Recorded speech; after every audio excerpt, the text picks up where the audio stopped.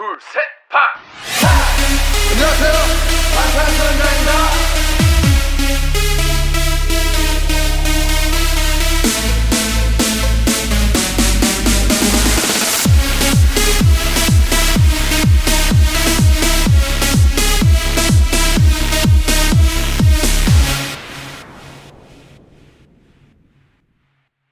Hey, welcome back. I'm Kayla. And I'm Bethany, and this is Standing BTS. Yes, welcome to another wonderful episode where we get to hang out for about an hour and just talk about BTS. What a wonderful hour it is too. But disclaimer, this is a comedy fangirl podcast. That means that we're going to fangirl, laugh, and learn a little bit along the way. Yep, that's right. This is an explicit podcast, though, so if you aren't cool with that, you can dip out now. We won't blame you. Totally. But if you're down for some, BTS Love Yourself World Tour is over, and we hope that they are getting some rest and that they are not in the fucking studio. Yes, preach, really. They work too hard. Seriously. Or BTS with staticky hair has them looking even more angelic. Yes, it's like they're being lifted up to heaven. Yeah. Then you're in the right place. So today we are talking about the first 3 installments in the Save Me series. But before we get into it, we have to thank you wonderful, amazing armies for being here and for listening and supporting us. So if you're a fan of this show and you want to show your support for us, you can do that by telling people about the podcast, by writing a review on whatever platform you listen on. And if you want to go above and beyond and show us extra support, you could do that by donating monthly to our Patreon at patreon.com/stanningbts. Or if you'd like, you can make a one-time donation at paypal.me/stanningbtspodcast. Your support helps us to improve the quality of our content and to continue putting out weekly episodes. And any type of support is super appreciated, guys. So appreciated. Yeah. Blown away. Yeah. Okay. But also additionally, we have a huge way for you to get involved with the podcast and with other people who listen and who are part of the BTS Army. So to celebrate Valentine's Day this year with all the people that we can always count on, we are putting together another Being an Army episode, which will be released on the 14th. Yeah. So for those of you who don't know, in our first Being an Army episode, we read personal stories from some listeners about their connection to BTS and Army. So for this episode, we want to know how you became an Army, what BTS means to you, and the impact BTS and the fandom has had on your life. And we just, tell us about your personal role as an Army. Do you create fan art or write fanfics? Just let us know. We want to know what you guys all do within the fandom and what being an Army is to you. So just let us know. And if you have any experience at a fan sign or concert, we would love to hear that story as well. Just anything you guys have or want to share. Yeah, really. Because we absolutely love the diversity that Army represents in age, culture, creed, gender, and everything. Each person has a special story that bonds us all together. So help us share what being an Army is like by emailing us your story at stanningbtspodcast@gmail.com or by DMing us on any of our social media. We are trying to spread the word about this through hashtags on social media as well, with hashtag being an Army and hashtag being an Army project. And this episode is really for us to find strength in each other and to just hear some amazing stories from you guys, because every single thing that you guys have emailed us or any story you guys have told us has just been amazing, and we want to be able to share that with other people. And we can also hope that maybe BTS might find it or see it, and that they might be able to hear some firsthand stories on how much they have impacted all of our lives, which would be so cool. Yeah, definitely. That'd be so cool if they listen to it or, just hear about it. Yeah. Which I guess is kind of the point in these project things. So we're just, So yeah, today, like Kayla said earlier, we are going to be talking about the Save Me webtoon that BigHit just put out this past week. And it's super exciting because we feel that it's going to fill in all of the holes for this humongous storyline that's going on over the past, 4 years basically since they started. I feel like they've been working on this story that they've been doing. So this webtoon is really kind of clearing things up. And we were both so excited when it came out. So we're like, we have to talk about it. And so we plan to do this as a series, right, Kayla? Oh, yeah. So yeah, because there's only 3 episodes. Well, there's only 2 episodes and then the prologue. Right now, yeah. But there's, I think, going to be like 15 in total. The last episode is supposed to come out on April 11th, which is like a big, important date in this whole series. So we are basically every 3 weeks when we have 3 more chapters to talk about. That's when we're going to have a new installment in this series. Yeah. So we're just going to go ahead and go through it. So just some background intro into what this all is. So it's a webtoon created by BigHit in collaboration with LICO, and it's titled Save Me. And it's going to be presented as 15 episodes, including a prologue. So the artist of the cartoon is LICO, which is this art company in South Korea. And this particular webtoon, it's part 0 of this story, of this most beautiful moment in life. Which you noticed when we were doing research. When we were scrolling through this webtoon, you were like, is that a 0 next to the H symbol? And, is that new? Like, I've never noticed that before. And it is a 0. This this aspect of the story is told to us via this webtoon, and it's part 0 of the story. So assuming there will be more parts. Yeah, it looks like a power sign in the top right corner of the most beautiful moment in life, like artwork that we see. But we should also mention that this is connected to Smeraldo Books, which is a Twitter that's part of the BTS universe. So the first tweet from this account says that Smeraldo Books is named after the Smeraldo flower, which means the truth untold in the language of flowers. And they also say that they will do their best to deliver the truth through the books made by Smeraldo Books. So they tweet fragments of the notes, which we will include when pertinent. Also important is that BigHit has made books titled The Notes available for pre-order and purchase in Korean, Japanese, and English. And these books include chapters, and they are part 1 of the story. And at this point in time, we don't know what part 2 is exactly. I know that there's like a 2 with the most beautiful moment in life albums, I feel like, but maybe not.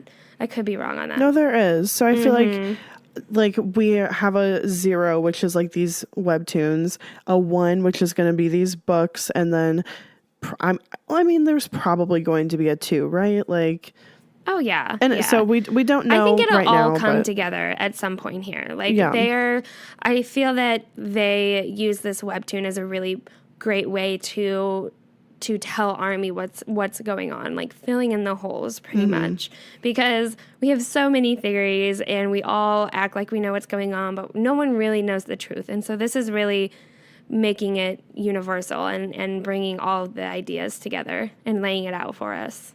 Yeah, for sure. I don't know if like the webtoon is going to completely fill in all of the holes. I feel like with the other parts, everything would probably be filled in.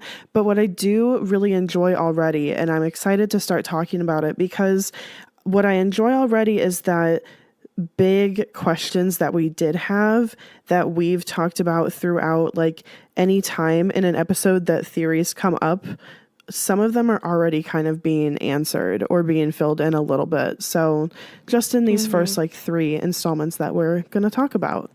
But just kind of as an overview of what this series is going to be about, we do have a summary for you guys. So here's the summary of the series. It says, 7 boys, best friends, their fates intertwined through the good times together, but also the tough times, as they have gone their separate ways and suffered greatly as a result.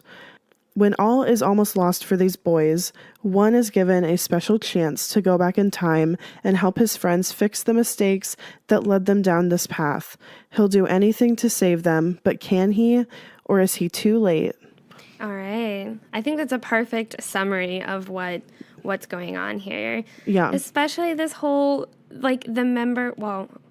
especially with all the boys being intertwined and that good times going into, like, the tough times that they all have and once they've, like, separated from each other. And then Jin is going to go in and save them. Okay. Let's get into this. Yeah, let's do it. All right. So it starts off with Prologue, and it does just an introduction of all of the boys. So it starts off with Taeyang, and in the comic we see broken glass and blood on the floor.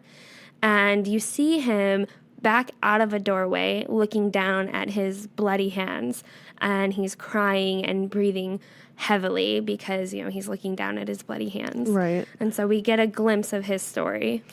Next, we see Namjoon sitting in a jail cell, and he's sucking on that yellow lollipop. And we see this yellow lollipop with Yoongi in the Love Yourself Her highlight reels. So we see him, like, smoking with a pack of cigarettes, and then the girl in the story replaces the cigarettes with this lollipop. So just curiously, Namjoon is sucking this lollipop. Then he drops it and it cracks, and this cracking away or cracking of things becomes a theme already in this story. Yeah, definitely. Next we see Jungkook, and he is standing on the edge of a building with his arms outstretched, and the wind is blowing against him.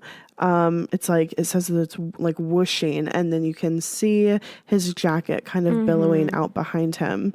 And his back right heel is lifted up almost as if he's leaning into it a little bit.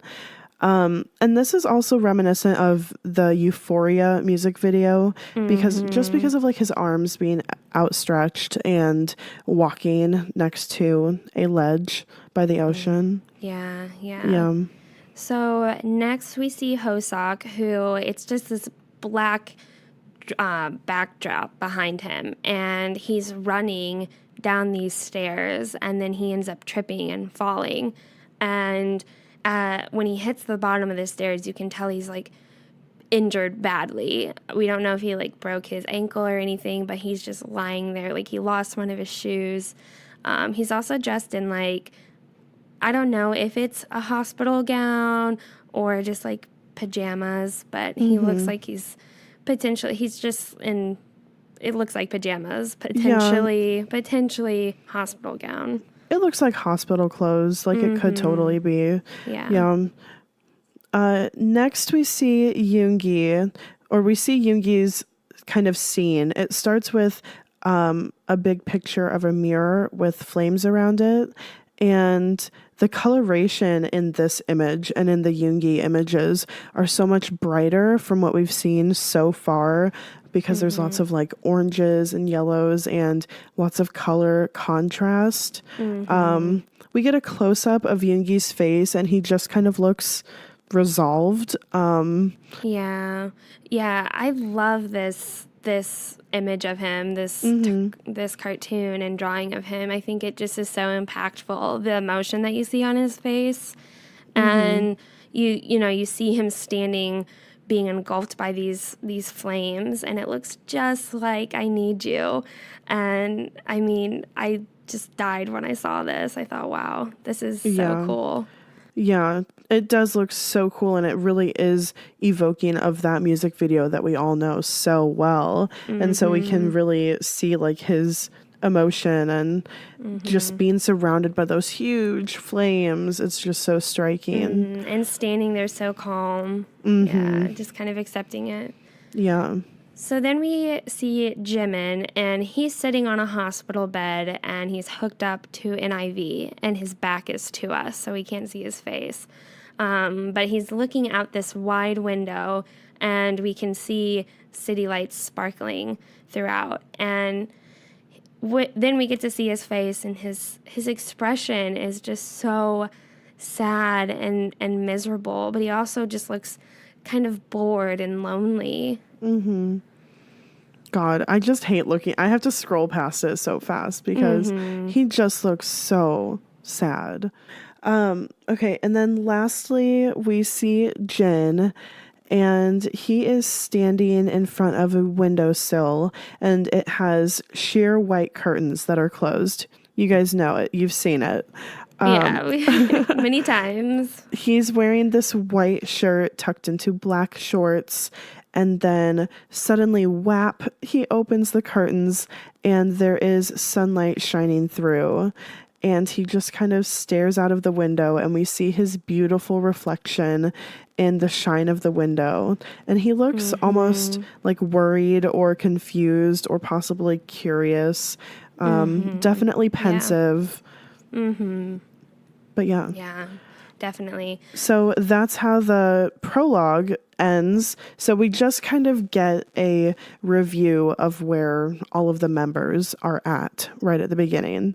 Yeah, we get a glimpse of what's going on. Yeah. So then we go into episode 1, and it starts off with an airplane, and the dialogue says, "Ladies and gentlemen, our flight from Los Angeles to Incheon International Airport will be landing soon."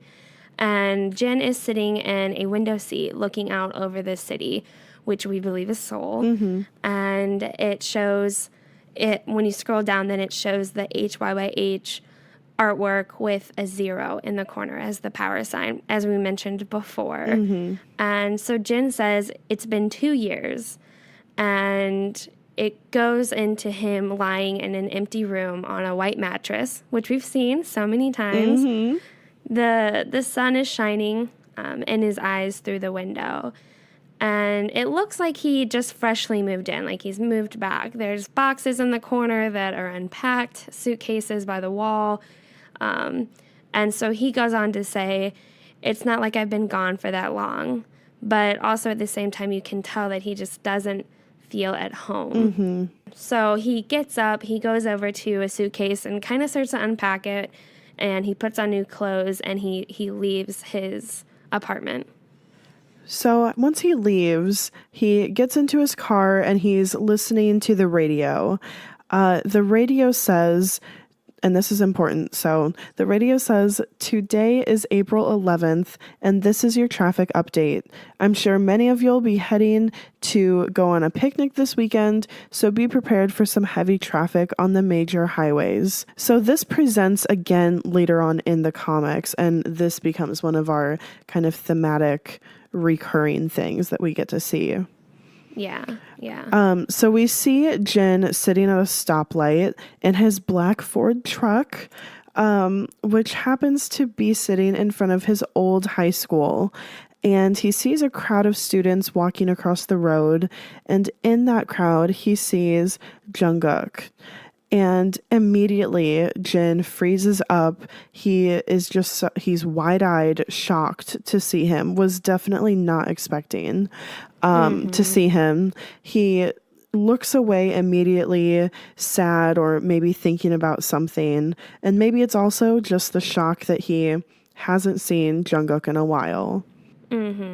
Yeah, just that flush of almost nervousness. I get that whenever I see people that I'm not expecting to see, that you haven't seen in a while. Yeah, it's like it's a mix. It's a weird emotion. It's not exactly nervous, but it's not exactly excited. Yeah, it's somewhere in between there. But so then he goes into this flashback, which I love this part of the comic because we haven't really gotten to see too much of this, this side where they're all together. Like we see glimpses of it throughout, but it's really cool to see it in this comic.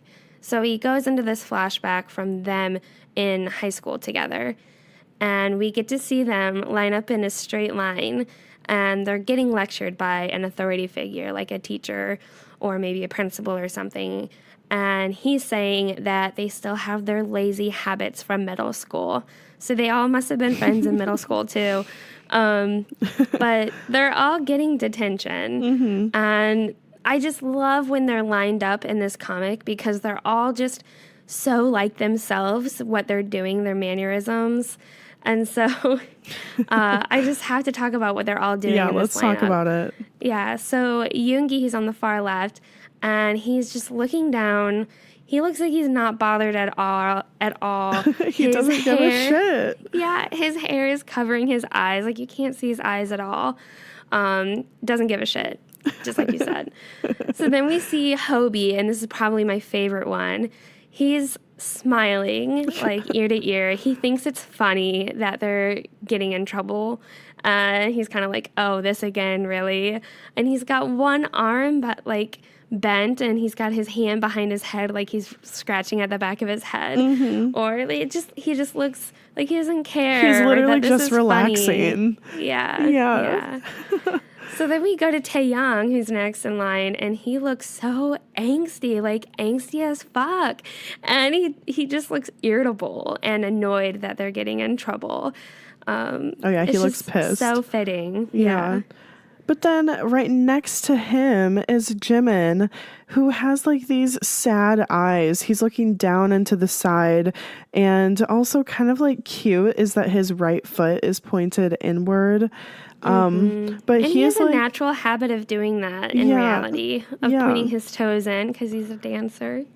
Which is like, what a cute little touch. But like he just does not look happy to be getting in trouble. And then Jungkook is next to him, and he just looks like so sweet, like innocent baby. Like they make him look so, like they make his eyes bigger, and they make like his features like closer together a little bit, and he just looks so cute and baby. Yeah, he looks so worried. Yeah. How I see it is that they're all just little shits, but he looks up to them, so he goes along with like doing things that he shouldn't. So he looks the most concerned out of all of them. Yeah. You can tell he's the youngest. Oh, for sure. And next to Jungkook is Jin, and he's just standing there with his hands in his pockets, but he's definitely nervous. He has a bead of sweat on his cheek, and he's kind of looking over to the side where Namjoon is standing, like almost like, all right, you're gonna handle this. So Namjoon is standing there at the end, and he's of course taller than everybody else. And I just love his expression because he is just looking over his shoulder down the line at everybody. He just looks so calm and cool, and like he doesn't want them to worry. It's fine. He looks like their protector, the way he's looking over at them. Like, he looks like he's looking at every single one of them to make sure that they're okay, or that to reassure them that they're going to be okay. Yes, he's like checking them out, like to be so like, fitting. you're fine. It is so fitting. Like it's I said, I just love this lineup because it's just these small little things and little expressions on the drawings that just is like so fitting and perfect for each one of them. Yeah, I'm like getting emotional, like fucking BTS. Don't get emotional. Okay, Jesus, 50 times a day. So then we see them in the detention room, which I had never even thought about going back as far as Boy in Love, but to when this shit, starts, this whole freaking storyline. Yeah. But I mean, you can't not look at it and think Boy in Love. Yeah. You have to. So this detention room, it became their secret hideout. It's where they had so much fun together. And quote, it was the only place we could relax and laugh inside the stuffy school. That's what Jen is telling us through the comic. And again, just love this scene. They look so happy, and they're just having so much fun. They're playing piano, laughing, just pushing each other around. Hobie's like freaking having a heyday parade over there. Yes. Oh my God, I just said heyday parade. What the hell? Have you ever heard me say that? No. What the fuck? You're like out in the country now. Is that a thing? Heyday Parade? No, fucking, there's a band called Mayday Parade, and Oh there's my a thing God, about that's having a totally- heyday. That's totally weird. Oh my Leave gosh, it I haven't in. listened. Leave it in. Just But make- what I love, so what I love stupid. about this scene, there's like that like afternoon lighting, you know, it's just like this golden sunlight from like their afternoon detention that just also adds this kind of feel of nostalgia and happiness to this scene, and it's just so beautiful. Yes, it is. So then the flashback abruptly ends because the car behind Jin honks and speeds off. He's kind of quickly snapped back into reality. Next, we see his car at a familiar gas station in the evening, where somebody is tripping over a pail and shouting, "Shit, why would they put this here?" So just sidebar that in this comic they curse, they say like shit and fuck, and like it's the best, like yes. Yeah Yeah. Because I always thought, man, if Big Hit knows about us, they must hate us because we cuss so much in this podcast. But then God, I here they know. are, Big Hit's putting out this comic and they're saying fucking shit. So I'm like, cool. Because it's real life, you know. I mean, we know Yoongi curses. God. That's factual. Yeah. I mean, yeah. Okay, so Yeah. anyways, so Jin is paying the service attendant, and while he's doing that, he sees Namjoon through his driver's side mirror. He totally sees Namjoon and doesn't say anything, and he ends up driving away. And this is where one of those tweets from Smeraldo Books comes in, because they tweeted out a note from that day and basically saying that Namjoon saw Jin and saw Jin seeing him on the edge of his sight, but he said that Jin didn't come closer or start talking. So So just- Namjoon did see him. he did see him. He knew that he was there. Yeah. Just crazy. Yeah, I feel that I'm so behind on the notes in those, and this is the Smeraldo Books thing. Yeah, I mean, So, that's why I don't thank know- God that they're like putting out the notes book, because Yeah. up until this point, they've like been all in Korean and largely inaccessible to us unless other people are translating that. And that's a lot to do. And they've also been just so all over the place. So, yeah, it's been difficult to follow. Yeah. So then Jin goes back to his apartment and he's reading a book and it's raining outside. And just, oh my God, epiphany. It's crazy to me how even in this comic, the way the drawings are done and the scenes, it's just these tiny little things will hint at other things we've seen, like things we've seen in Epiphany and, you know, Serendipity or I Need You. Yeah, and it just evokes like a whole other range and series of emotions in just one little image. Like, and then all of a sudden we're brought back to that song and that music video and all of the theories that we think go Yeah. along with that. It takes just you so fucking everywhere. cool. Yeah. Even the Love Yourself highlight reels, those ones especially. Yeah. Man. Anyways, so he plops down at the end of the day and he's looking out the window and he falls asleep. So this part of the comic is really cool too. So as he's falling asleep, he has a dream that he's suddenly swimming deep underwater and he sees all his friends, the other 6 members, sinking deeper and deeper into the depths of this ocean. And he's yelling out for them. Or I don't even know if it's an ocean. It could be that lake. You know, they're in water, nonetheless. Probably that lake or the ocean. Fuck, just scratch that. It doesn't matter. They're all Yeah. submerged in water. Yeah. Yeah. So the other 6 members just sinking deeper and deeper into the depths of water. And so he yells out for them, and there's no use. And he's swimming straight down with his arms stretched out, and he's reaching out to them, but they are impossible to get, and they're just sinking quicker and quicker. And this is just a really neat part of the comic because you can see every single member just one after one sinking down into this body of water. So after waking up from the dream, we see in the comic, we see his phone, Jin's phone, and it's May 22nd when he wakes up. Which is like kind of confusing because the last time we saw a date, it was April 11th. But after debating when we were researching, we kind of decided that time was passing, probably just implied in the images before he fell asleep. Like, because we see him drive back and then there's kind of some blackness in the comic, a little bit of a gray area, if you will. It literally fades from black to white, and then there's like sunlight, and then he's reading, and rain, and then he's sleeping. So it might just have represented the passage of time right there. We don't think at this point that he like traveled forward in time. No. We just think it's naturally become May 22nd. Because then after waking up, he reflects on the dream and he says that he regrets not approaching them back then. So probably like back when he saw Jungkook and Namjoon on April 11th. And he decides to go and see where they're at.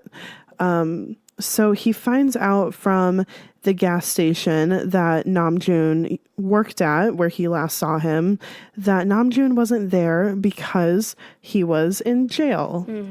So this is another employee at the gas station who's telling Jin this. And in the comic, you can't help but to notice in the background, there is a television, and you can read the news headline saying high school student arrested for killing his father. And so that, immediately is clicking in all of our heads, oh, that's Taeyang. But Jin at this time has no idea or is not even paying attention to the news, but it's just subtly put in the background.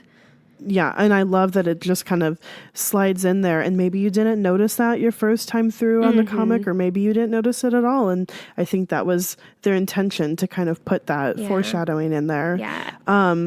So then Jin, after finding out that Namjoon is in jail, he goes to visit him there, and he finds out the story behind why Namjoon was in jail.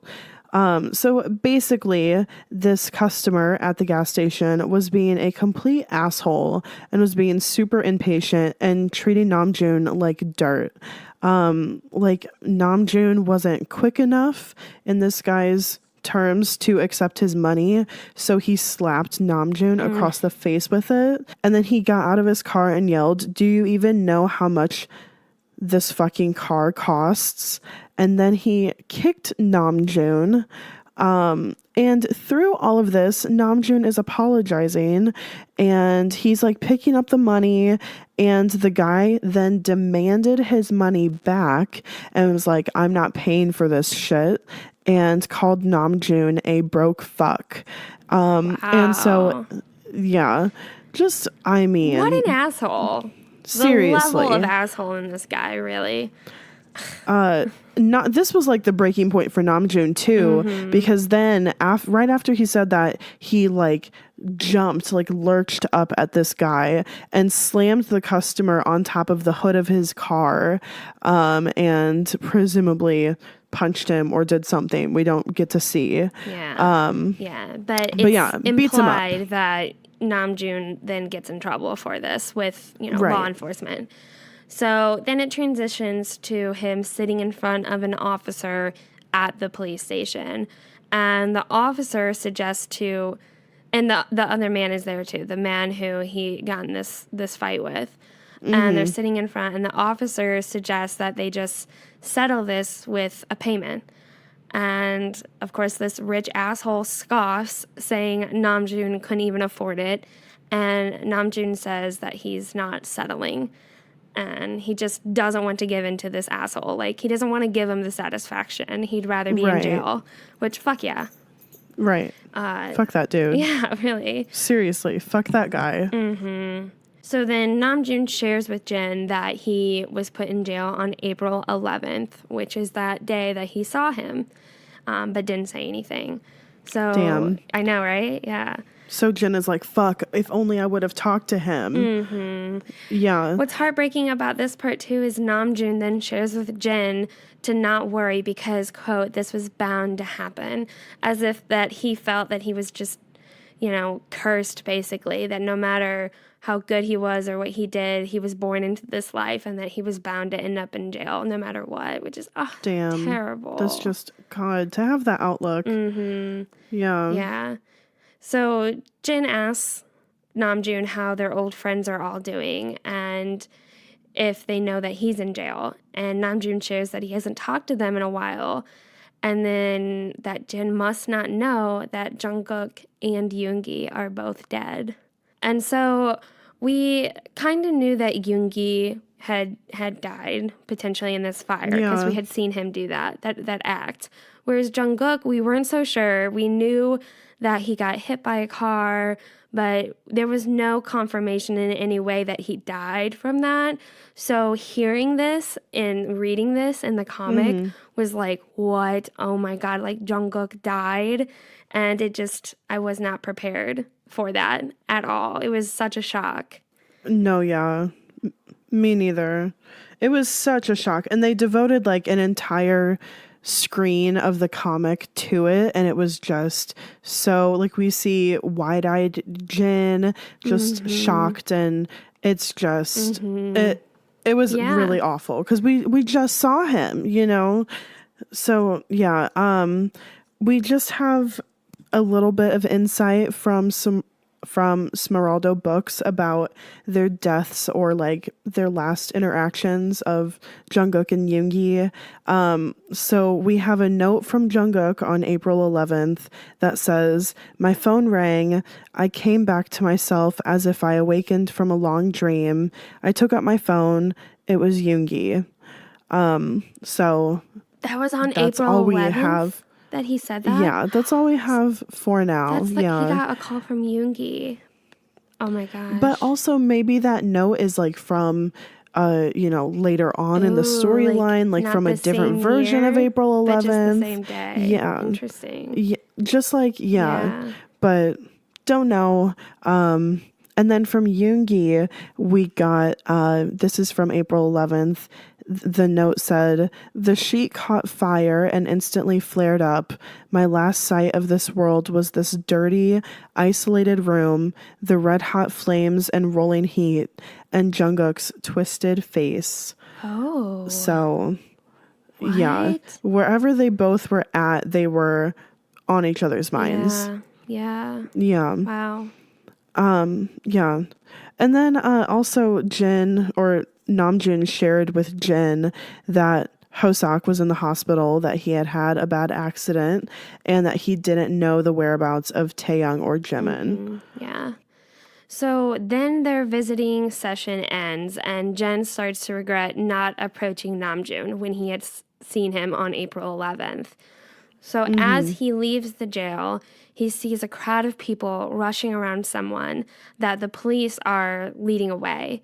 And people are yelling, "Why did you murder your own father? Your sister claimed your father abused you two since you were little. Why haven't you said anything about this?" And Jin instantly yells out, "Taeyoung," as he sees the person is Taeyoung, and he's tied up in rope. And Taeyoung looks over his shoulder, and he just looks helpless and hopeless right as he's looking at Jin. Like he just looks so traumatized, really. These big eyes. Yeah. Very expressive. And so then the comic, it looks really cool here where it's Jen reaching out for Tae, and then Tae's body then is being reflected upside down from Jen. But in contrast, Tae is on this black background with this dripping blood behind him. And the image is just so impactful. It does, like, it kind of evokes thoughts of, like, yin and yang a little bit with, like, the black and white contrasting backgrounds. And with, like, Jin reaching out and Taeyoung being unable to reach out, being restricted. And, also just, like, clearly now Jin is putting it together, or he knows, like, 1, he knows where Taeyoung is. 2, he knows that Taeyoung killed his father. So crazy. Yeah. The next thing that we see is that Jin is having another flashback, and this is a flashback to the day at the beach that they all spent together. They're all wearing white. They're like running around, and we know that this is like their last good day together. So we see Jin standing there on the beach in the same spot now in present time, and he's wearing a black hoodie, and he's just kind of reflecting back on this last good day. He's wondering to himself where it all went wrong. He's asking how they all ended up so miserable, and he's asking if any of them were happy after they all split up. He says, back then, just being together with each other was enough to make us happy. And at this point, he's sitting on the beach, and he has his elbows on his knees and his hands are over his head. And he's just kind of like, he looks so like beat down, just so stressed out. And he says, but why? What happened to us? Yeah. He's just so, I think, overwhelmed with all of what's going on in his old friends' lives. And I mean, yeah, after they split up, it just seems that they all became miserable. And he's just so struck by this. He doesn't understand it. Yeah, he was only gone for wrong. 2 years. For 2 years, and suddenly all of them, their lives are completely, like, they're either destroyed or distraught or dead. And it's, I mean, to try to process that would just be incredibly, incredibly difficult. So we see this Jin trying to work through all of that. Mm-hmm. So then we see this white cat come close to him while he's sitting on this beach, and it comes up between him and rubs between his legs. And we see in quotes, it's not coming from anything directly, but it's in yellow font, and it says, "If you could turn back time, do you believe you can straighten out the errors and mistakes and save everyone?" So he starts to think that he's seeing things, and he says to himself that it doesn't matter if I could turn back time, if I could straighten out the errors and mistakes and make us all happy again like we used to be, I would do anything. So he goes back home, he opens the curtains and says, I would do anything. And it's almost like he signs this spoken contract with whatever thing is giving him this power to do so, to go back and straighten out the errors. And this part is very new to Army, I feel, that this cat is like some sort of spiritual thing, or what, that is giving him this power that we go on to discover. Right. So basically a non-specific source of power of how he got this ability. Yeah. Or how, like, who he's forming this kind of contract with. It's just all kind of hazy. But I also think that that's not very, like, necessary to the storyline. Story. Yeah. Yeah, which is why they make it that way. But something has to happen. He couldn't just, like, go in and time travel and change things. Yeah. It just brings some sort of understanding to it. But I'm so excited because totally in the Content Couch Jin Epiphany episode, we were like, he's fucking time traveling through the window. Like, I mean, everybody was saying it on Twitter too, and it just makes us all feel, I think, so accomplished. Accomplished and like verified. Yeah, we were like, he is fucking time traveling through this window. Like, right when he whapped it open, then it started cracking away, and his universe started kind of cracking away. And we also know that, like, when he did that and he says, I would do anything, from the notes, we know that he didn't really grasp the depth of the task that he was taking on when he's doing that and saying that he would do anything. because when the curtains open, the light is just blindingly bright, and the drawing of Jin cracks away into like broken glass or a broken mirror. There's some sort of force that pushes him back, maybe like a powerful wind that's coming through the window. And all of a sudden he wakes up, and when he wakes up, it's like a fresh morning. He goes over and opens the window, and he thinks that he had a dream, but he can't remember. And then he leaves his apartment, and as he's leaving his apartment, we see a shot of his phone, which says that it's April 11th.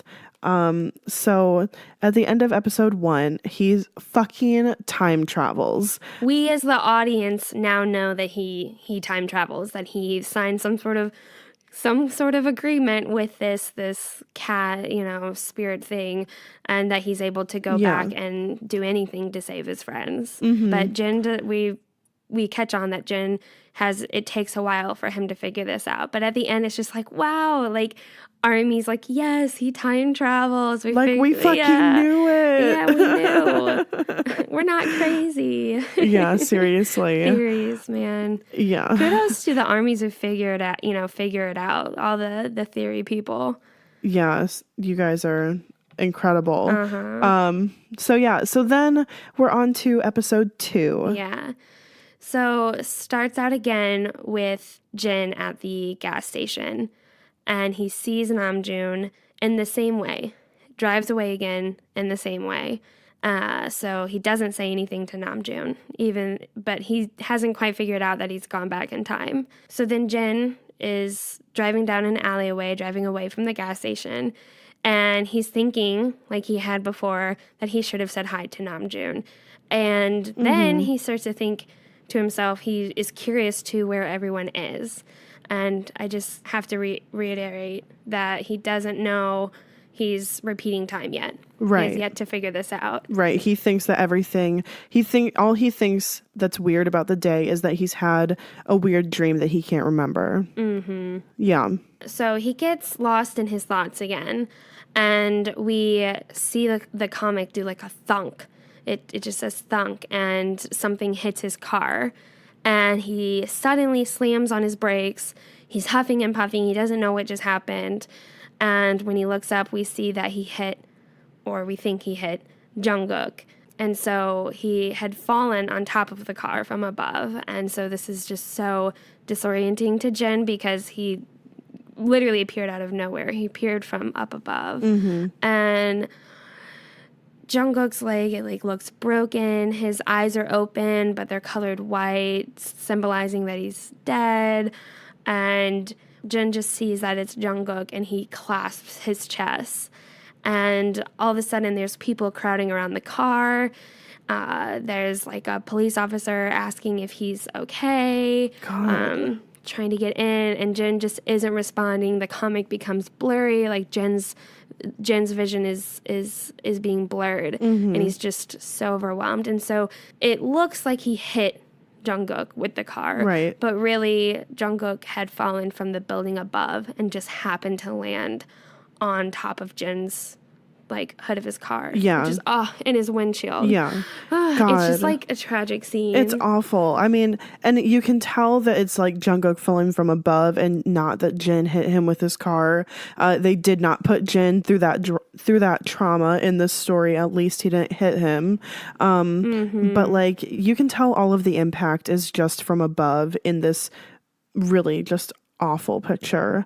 But yeah, and so his vision starts to get blurry, and then as people are pounding on his windows and trying to get in and help, the scene just cracks away. So this is how April 11th ends from now on for Jin. Almost like once he fails his mission or his destiny, then the reality cracks apart and he wakes up again. So that's what happens right after it cracks away. He wakes up again. He says that he feels like he had an even more strange dream. And then he walks over to his desk, grabs a picture of them, all of BTS, and says that he misses them. So this is interesting at least. He's missing them earlier in the day than he has in the previous 2 times that we've seen him on April 11th. And he's missing them without the prompting of seeing Jungkook or seeing Namjoon. And already, before he's even left his house for the day, he says something feels strange. And he did an extra scan of his room before he closed the door. He feels something's different. He feels off. And so here is when we start to see Jin is he's not catching on quite yet, but he's realizing something's different. Something's off. And he's questioning almost everything he's doing. Completely. Something about the day just feels off. Right. Yeah. And he realizes. He hears the same traffic update again about the possible heavy traffic because of nice weather and picnics. And then he sees Jungkook at their high school walking across the crosswalk. And this time he makes eye contact with Jungkook. And at this moment, Jin's heart starts to race and he senses something different.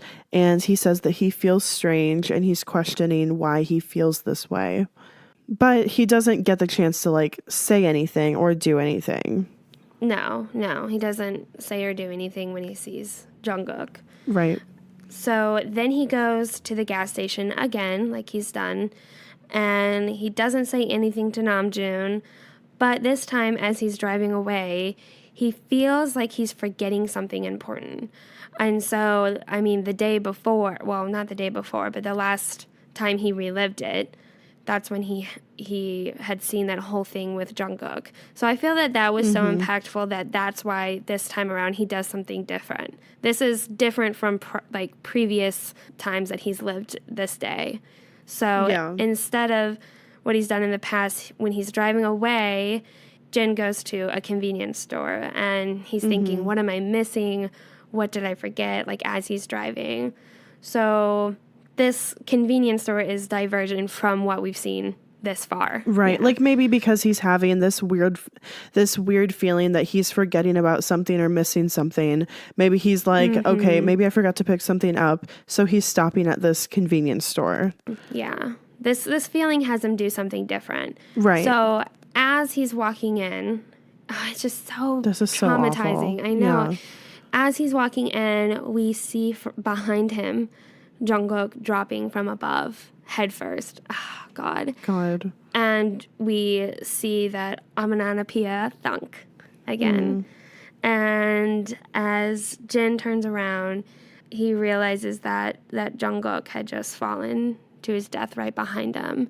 And his reality starts to crack away again. This is like, I mean, it's just, we get enough of the imagery of just him glancing down, making eye contact with Jungkook's just like white, dead eyes, and then just cracking away. It's just, and the image of like just the blur of Jungkook falling in the background is just a total blur because he's going quickly. But it's falling. Awful. Yeah.